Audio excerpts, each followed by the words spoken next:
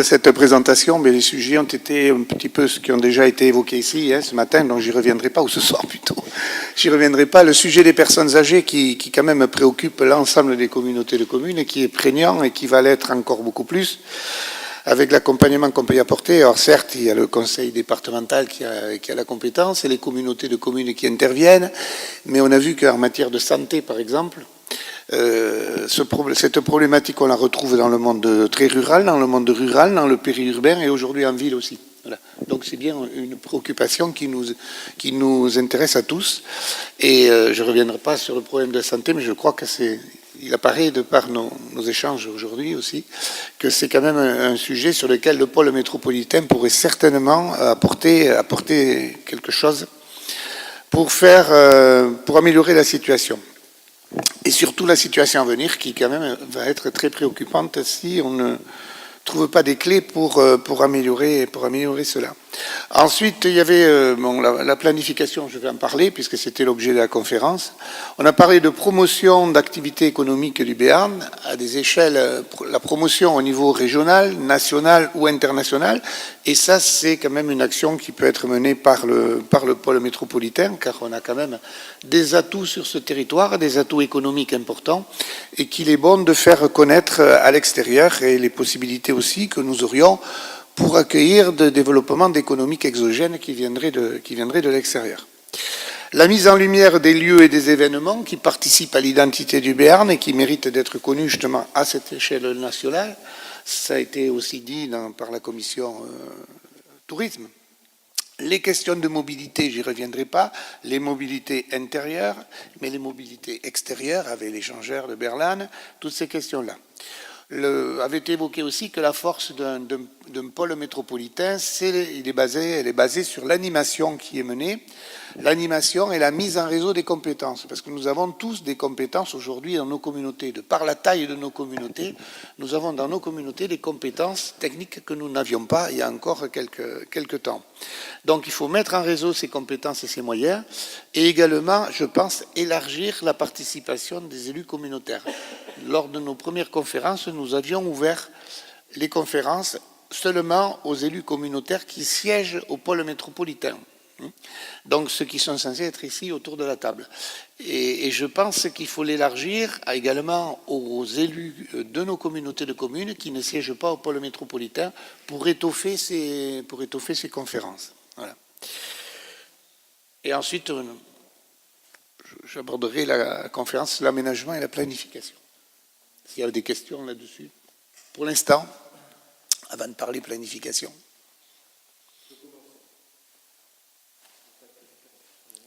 Oui. Je voudrais juste rebondir sur la promotion des entreprises au-delà du Béarn.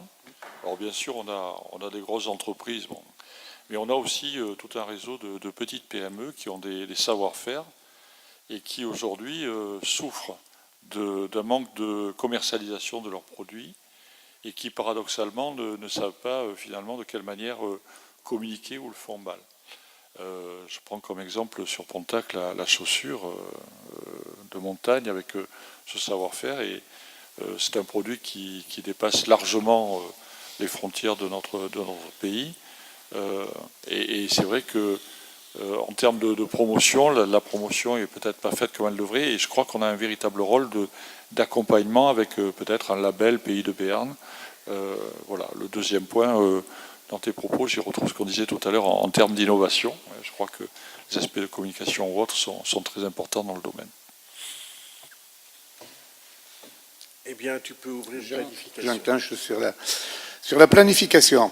Alors, tout d'abord, nous avons, à la conférence planification, fait le point de la situation aujourd'hui au Béarn. Donc, nous avons 4 communautés de communes qui sont dotées d'un SCOT.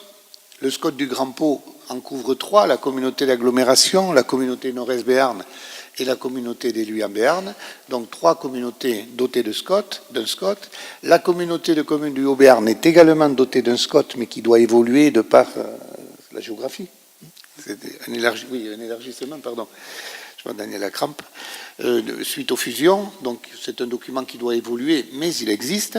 Et nous avons 3 communautés de communes qui n'en sont pas dotées, c'est la communauté de la Cortès, la vallée d'Ossau et le Béarn des Gaves. Donc le premier travail qui peut être mené, c'est déjà de créer ce qu'on appelle un interscot, des échanges donc entre ces différents territoires qui en sont dotés, en y associant, je pense, les élus qui le souhaiteraient des territoires qui ne sont pas dotés de SCOT, pour justement acquérir petit à petit une certaine culture. Alors certes, les SCOT, ce sont des exercices difficiles, pour pas dire très difficiles, mais hélas, ils sont incontournables. Et je pense que demain, ils seront toujours incontournables. Donc il faut bien que l'on s'y attelle.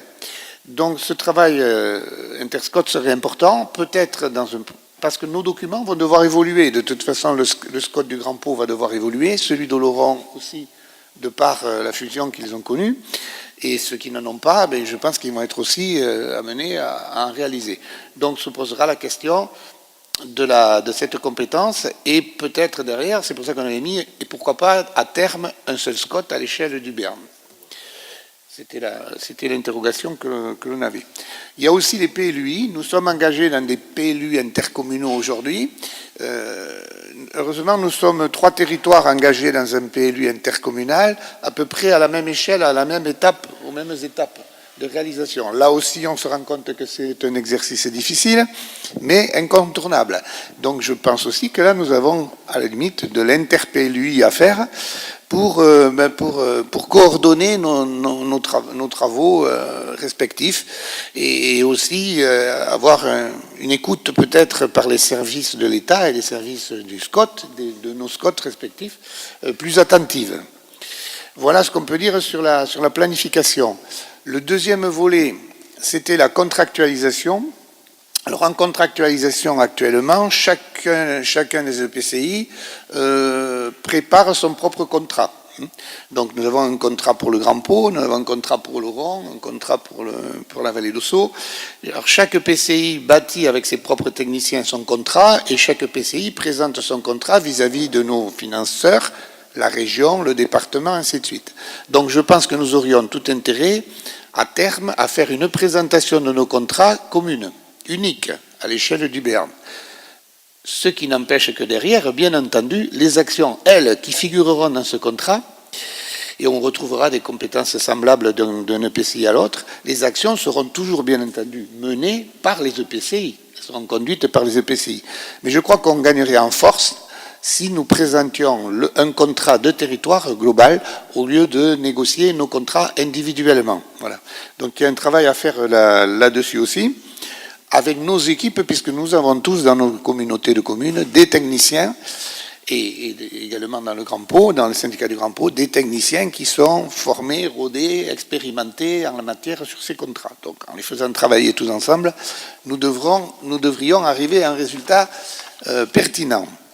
Ce qui m'amène à parler des schémas, ou qui nous a amené à parler des schémas régionaux, puisque découle de ces documents de planification, il y a des schémas régionaux au-dessus de nous. Alors je ne vais pas utiliser les sigles parce que je sais que le président il n'aime pas trop. Donc je vais dire que c'est le schéma d'aménagement du territoire, le SRADET pour ceux qui sont initiés, le schéma de développement régional économique, le schéma de la santé, on a longuement parlé tout à l'heure de la santé et de l'ARS, le schéma des universités et de la recherche. Alors ces schémas, mon impression, pour être membre de la commission régionale de la CTAP, il y a ici autour de la table un certain nombre aussi d'autres personnes qui siègent à cette CTAP, on n'entend pas souvent le mot Béarn à Bordeaux. Voilà. Et donc je pense que de créer donc un contrat global, d'avoir des documents d'urbanisme et de planification globaux au niveau du Béarn, ça nous permettrait d'introduire un petit peu notre parole au sein de schémas régionaux qui, certes, doivent avoir une certaine échelle, mais je pense que le Béarn mériterait à ce moment-là d'être pris en tant que tel. Voilà. Donc elle existait, je dirais, dans ces schémas régionaux. Voilà, en faisant force commune, on avait conclu que nous devrions obtenir une reconnaissance et exister à l'échelle du Béarn dans ces grands documents de planification régionaux et qui ensuite permettent aussi parfois des opérations au niveau européen, hein, des opérations leaders et autres. Voilà, et donc je pense que tout ça, ça va dans le bon sens. Voilà ce que l'on a conclu de notre...